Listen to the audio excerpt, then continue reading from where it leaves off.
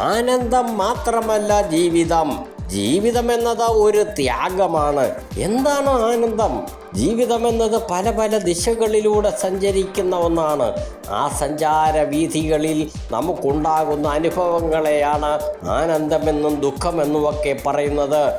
എന്നും സുഖമായിരിക്കുന്ന ഒരാളും ഈ ലോകത്തിലില്ല. ദുഃഖം അവർക്ക് കൂടിയുള്ളതാണ്. ആരാണെങ്കിലും സുഖദുഃഖം എന്ന് പറയുന്ന വഴികളിലൂടെ സഞ്ചരിക്കാതെ ആർക്കും അതിൽ നിന്നും ഒളിച്ചോടുവാൻ കഴിയില്ല. ഇതെല്ലാം അനുഭവിച്ചു മാത്രമേ നമുക്ക് ഈ ഭൂമിയിൽ നിന്നും പോകുവാൻ കഴിയൂ.